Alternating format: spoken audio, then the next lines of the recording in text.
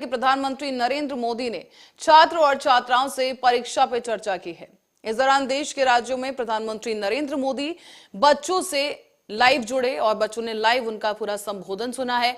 इस दौरान उत्तर प्रदेश के मुख्यमंत्री योगी आदित्यनाथ और उत्तराखंड के मुख्यमंत्री पुष्कर सिंह धामी ने भी प्रधानमंत्री नरेंद्र मोदी को सुना। भीतर की जो ताकत है वही ताकत आपको आगे ले जाएगी। कृपा करके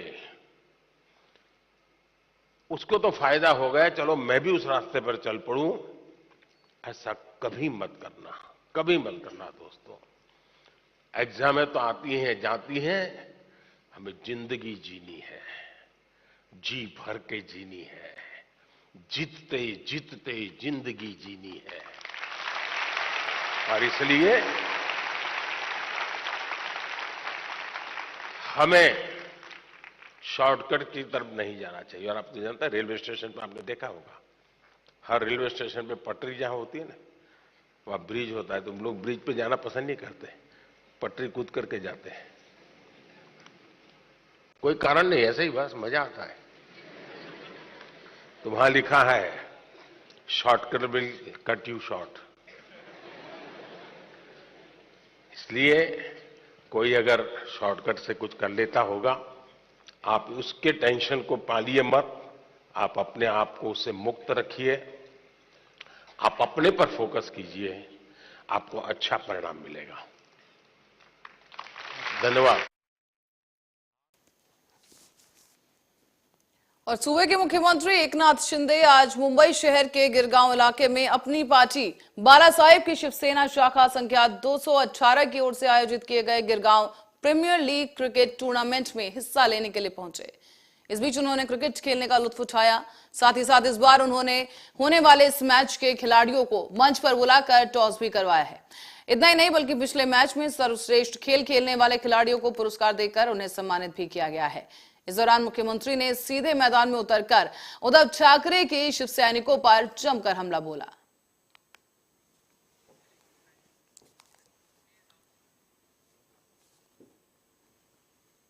और एक सर्वे के अनुसार महाराष्ट्र में लोकसभा चुनाव को लेकर पेश किए गए तथ्यों को लेकर राष्ट्रवादी कांग्रेस पार्टी के प्रवक्ता महेश तापसे ने प्रतिक्रिया देते हुए बीजेपी को आड़े हाथों लिया है। दरअसल इस सर्वे के अनुसार कहा गया था कि अगर आज चुनाव करवाए जाएं तो महाराष्ट्र की 48 लोकसभा सीटों में से 34 लोकसभा सीट पर महाविकास अघाड़ी की जीत होगी। महाराष्ट्र की लोकसभा सीटों को लेकर India Today C voter mood of the nation का सर्वे आया है। यहाँ पे सर्वे के माध्यम से ये बताया गया है कि महाराष्ट्र में अगर आज लोकसभा के चुनाव हुए तो 34 सीटें महाविकास आघाड़ी को मिलेंगी। मुझे लगता है शायद आने वाले समय में ये सीटों का आंकड़ा बढ़ सकता है।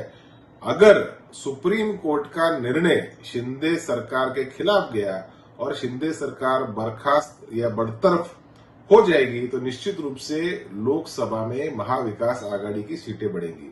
और सिर्फ ना ही लोकसभा बल्कि विधानसभा के चुनाव में भी महाविकास आघाड़ी सीटें बढ़कर महाविकास आघाड़ी की सरकार महाराष्ट्र में एक बार फिर पुनर्स्थापित होगी।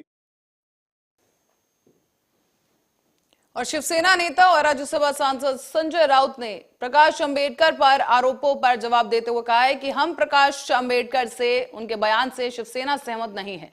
दरअसल वंचित बहुजन अघाड़ी के अध्यक्ष प्रकाश अंबेडकर ने कहा था कि एनसीपी सुप्रीमो शरद पवार आज भी बीजेपी के साथ है। कर्नाटक ने किया और महाराष्ट्र कुछ नहीं कर रहा है, हमारे यहाँ भी हो रहा है। एक डॉक्युमेंटरी को लेकर काफी चर्चा है देश में। सर, सुजय नाशिक पदवीधर मतदारसंघामध्ये आता भाजप कोणाला पाठिंबा देणार आहे हे महत्वाचं आहे। त्यातच सुजय विखे पाटील म्हणतात की एका रात्री पारडं पलटण्याची जी धमक आहे ती फक्त भाजपमध्ये आहे आणि भाजप कार्यकर्त्यांमध्ये। याकडे कसं पाहता, कारण की शुभांगी पाटलांना आपण संपूर्ण पाठिंबा याच्याकडे काहीच पाहत नाही, जेव्हा मतदान होईल त्यानंतर पाहू। सर, पुणे पोटनिवडणुकीच्या बाबतीत काय चर्चा करणार? 2 जागा आहेत मी महाविकास आघाडीमध्ये, त्याच्यात किती वेळा बोलायचं? 2 जागा आहेत आणि महाविकास आघाडीच्या प्रत्येक घटकाला निवडणूक लढवायची आहे। पण आम्ही आधीच सांगितलं की आमचा आग्रह आहे आणि तेथील जनतेचा आग्रह आहे की चिंचवडची जागा ही शिवसेनेने लढवावी। आणि आमच्या पक्षातला तो एक भूमिका आम्ही जी घेतली त्या जागेसंदर्भात, ती भूमिका आम्ही अजितदादा पवार, जयंतराव पाटील आणि सुनील तटकरे एक 4 दिवसापूर्वी जेव्हा मातोश्रीवर चर्चेसाठी आले होते तेव्हा आम्ही भूमिका स्पष्ट म्हणतो की चिंचवडची जागा आम्ही लढू, शिवसेना लढेल. आणि कसब्याच्या जागेसंदर्भात काँग्रेस की राष्ट्रवादी याबाबत आम्ही बसून निर्णय घेऊ. बढ़ते हैं अगली खबर की ओर। मुंबई के दादर इलाके में RA रेजिडेंसी की बहुमंजिला इमारत के ऊपरी मंजिल पर आग लग गई है। आग की सूचना पाकर मौके पर पहुंची फायर ब्रिगेड की गाड़ियों ने आग पर काबू पाने की कोशिश की और बिल्डिंग के ऊपरी हिस्से में आग लगने की वजह से फायर ब्रिगेड की टीम को काफी परेशानियों का सामना भी करना पड़ा है। हालांकि अभी तक किसी के हताहत होने की खबर सामने नहीं आई है।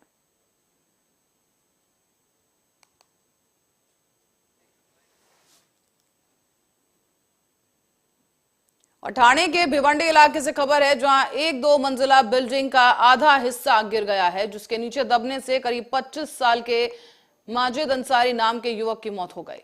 बताया जा रहा है कि जबकि अशरफ नागौरी नाम का एक युवक गंभीर रूप से घायल हुआ है, जिसे इलाज के लिए अस्पताल में भर्ती करवा दिया गया। फिलहाल बिल्डिंग का मलबा हटाया जा रहा है।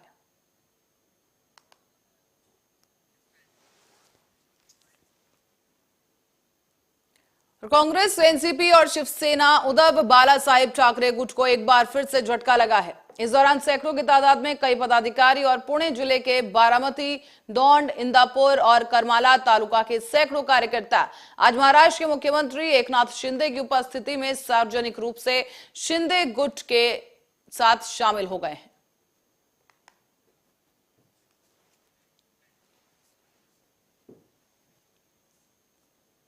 और चंद्रपुर में राज्य आबकारी विभाग ने मूल तालुका के चिटे गांव स्थित एवीजी बकरी फार्म में नकली और अवैध देशी शराब के अड्डे पर छापा मारा है। इस छापेमारी के दौरान करीब 16,50,000 का माल जब्त कर लिया गया। कार्रवाई से चंद्रपुर जिले में जो है अब अवैध शराब विक्रेताओं में खलबली मच गई है। इस साल चंद्रपुर जिले में राज्य आबकारी विभाग के द्वारा की गई सबसे बड़ी कार्रवाई से माना जा रहा है।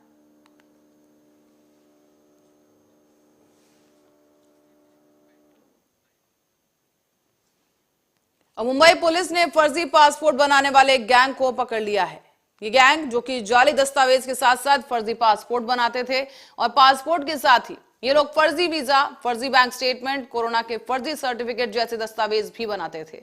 इन लोगों ने जाली दस्तावेज बनाने की एक फैक्ट्री तक बनाई हुई थी। बताया जा रहा है कि इस फैक्ट्री को ये लोग एक फ्लैट में संचालित करते थे और इनके पास से पुलिस ने कई देशों के फर्जी वीजा और पासपोर्ट्स बरामद किए हैं।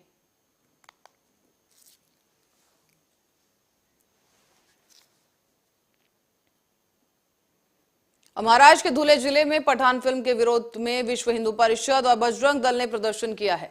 इस दौरान पोस्टर फाड़कर फिल्म को बैन करने की मांग की गई है।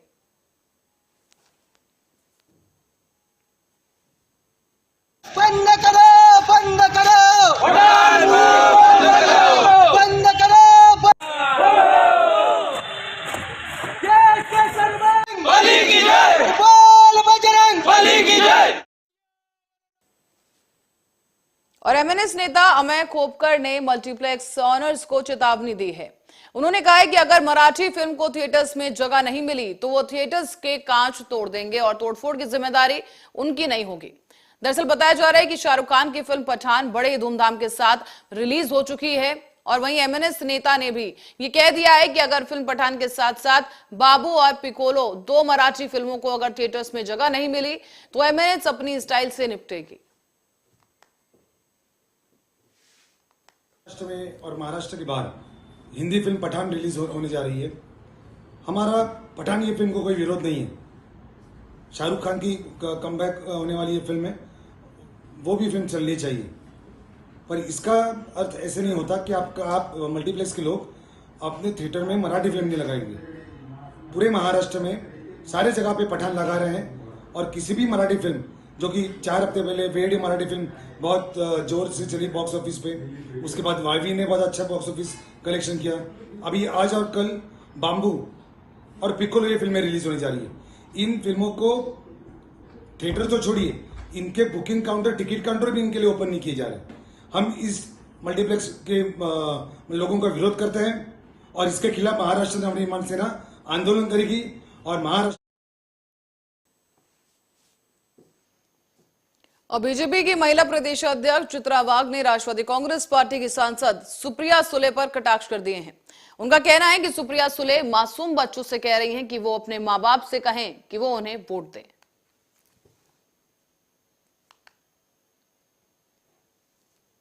चव्हाण सेंटर तर त्या संस्थेमध्ये मी काम करते। तुमचे शिक्षक कसे इथे काम करतात तसं मी 2 कामं करते। मी यशवंतराव चव्हाण सेंटर मध्ये नोकरी करते आणि मी तुमची खासदार आहे। ओके हो का नाही? तुमचे आई वडील मला मतदान करतात ना? कशावरून विचारले तुम्ही? मग विचारून आला होता? कोणी विचारलं घरून निघताना? आता घरी जाऊन विचारा की तुम्ही मला मतदान केलं का नाही। ह्यावेळी जर मागच्या वेळेस केलं नसेल तर 2024 मध्ये करायला सांगा। हे माझं काम करा आज सगळे मिळून। मुंबई एटीएस ने उल्लासनगर से 4 बांग्लादेशी नागरिकों को गिरफ्तार कर लिया है।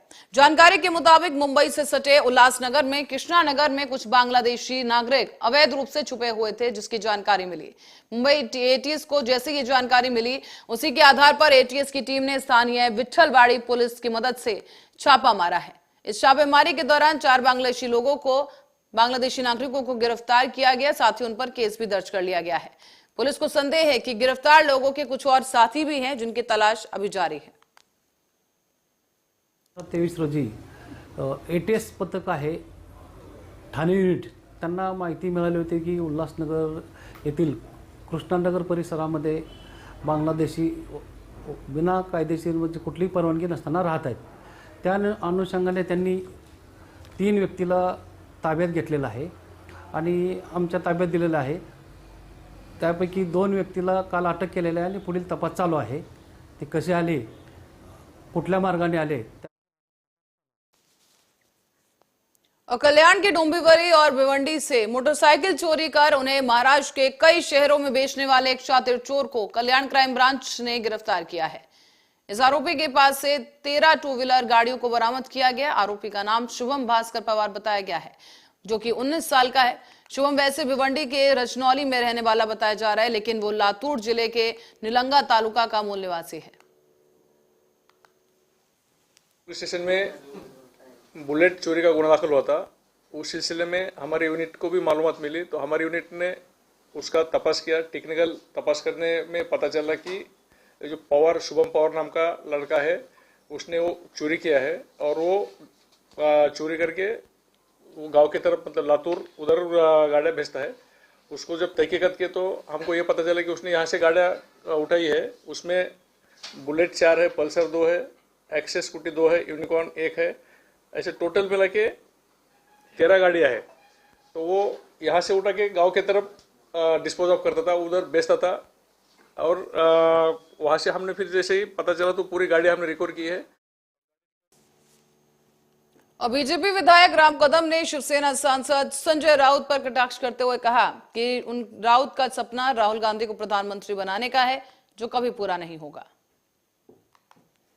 व्यक्तिविषयी बोलत नाही, पण माननीय संजय राऊत यांना बहुतेक उद्धव ठाकरेंवर त्यांचाही विश्वास राहिलेला नाही। कारण हे संजय राऊत आधी म्हणत होते की उद्धव ठाकरे 2024 ला पंतप्रधान होतील। आता बहुतेक त्यांनीही स्वीकारले की याची सुतराम शक्यता सोडा, उद्धव ठाकरे उभे राहिले तर आमदार होतील की नाही यावरही शंका आहे। आता याच राऊतांना आता स्वप्न पडायला लागले की राहुल गांधी पंतप्रधान होणार। आता हे दिवसाचं स्वप्न आहे का रात्रीचं स्वप्न आहे का उद्धव ठाकरेंवर विश्वास उडालाय हे त्यांना अप्रत्यक्षपणे सुचवायचंय। याची उत्तरं स्वतः राऊतच देऊ शकतील। पण काही का असेना हे तरी त्यांनी स्वीकार केलं की आधीच्या धन्यावर ठेवलेला विश्वास काही कामाचा नाही, त्यामुळे नवीन धनी शोधलेला बरा, हा याचा अर्थ घ्यायचा का। और बोरीवली से खबर है, जहां जीआरपी ने साइबर फ्रॉड में संलिप्त 2 आरोपियों को धारावी और गोरेगांव से गिरफ्तार किया। बताया जा रहा है कि इन दोनों ही आरोपियों का धारावी और गोरेगांव में अलग अलग बैंकों में अकाउंट है। और बताया जा रहा है कि एक आरोपी के 20 बैंक अकाउंट हैं तो दूसरे आरोपी के 30 बैंक अकाउंट हैं। ये दोनों ही साइबर अपराधियों को जो है गिरफ्तार किया गया है और ये साइबर अपराधियों को 10% पर ट्रांजैक्शन करने के लिए बैंक अकाउंट भाड़े पर दिए जाते थे। ये दोनों आरोपियों को रिक्शा चलाने का काम ये करते हैं और झारखंड जामताड़ा के रहने वाले हैं। 22 में हमारे railway police station Borivali railway police station में केस रजिस्टर हुआ था। उस केस में फरियादी के अकाउंट पे आरोपी ने एक लिंक भेजकर ऐसा मैसेज दिया था कि आपकी केवाईसी अपडेट करिए, अन्यथा आपका अकाउंट ब्लॉक हो जाएगा। वो मैसेज सुनने के बाद फरियादी ने वो लिंक पे जाके अपने पूरे बैंक के डिटेल्स सामने वाले आरोपी को शेयर किया। उसके बाद फरियादी के अकाउंट से 2 इलीगल ट्रांजेक्शन हो चुके थे और नियर अबाउट 44,000 रुपीज़ ट्रांसफर हो गए थे। फरियादी के साथ चीटिंग होने के बाद और नागपुर के ग्रामीण इलाके खापा की एक दिल दहलाने वाली घटना सामने आई है। इस घटना में दुष्कर्म करने वालों ने हैवानियत की सारी हदें पार कर दी। दरअसल नागपुर में महिला के साथ सामूहिक दुष्कर्म का मामला सामने आया है। जब महिला ने दुष्कर्म का विरोध किया तो इन दबंगों ने महिला के सर पर कुल्हाड़ी से प्रहार कर उसे लहूलुहान कर दिया है। लहूलुहान महिला के साथ ही ये दुष्कर्म करते रहे। मोजा सुरेवानी गांव में एक स्त्री के ऊपर 3 आरोपियों ने उसके ऊपर पीड़िता के ऊपर शारीरिक दुष्कर्म करने के इरादे से हमला कर उसका खून कर दिया। और इस प्रकरण में 3 आरोपी हमारे अटक में हैं, तपास चालू है और उनके खिलाफ हमारे पास काफ़ी एविडेंस मिला है और हमें हमारे वरिष्ठ अधिकारी माननीय एसपी साहब, माननीय एडिशनल एसपी खापा के अंतर्गत मोजा सुरेवानी गांव में एक और मुंबई से सटे कल्याण में बाला साहिब ठाकरे की जयंती पर उद्धव ठाकरे गुट की तरफ से बैनर लगाया गया और ये बैनर चर्चा का विषय बन गया। दरअसल साहिब भी गद्दार नहीं, यानी साहिब मैं गद्दार नहीं हूं, ऐसा बैनरबाजी ठाकरे गुट की तरफ से की गई है। और इस विवादित बैनर पर कार्रवाई करते हुए बाजारपेट पुलिस और केजीएमसी के क प्रभाग क्षेत्र अधिकारी ने बैनर को हटवा दिया है। ये बैनर लगाने के लिए अनुमति ली गई थी या नहीं ली गई थी, इसकी जांच की जा रही है।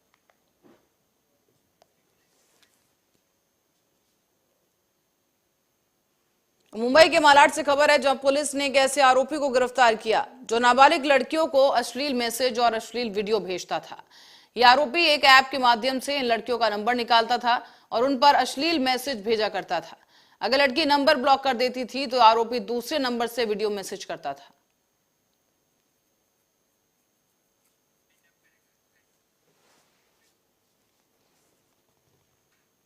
और इसी के साथ ही फिलहाल के लिए बुलेटिन में इतना ही। आप बने रहे हमारे साथ, देखते रहे आरएन न्यूज।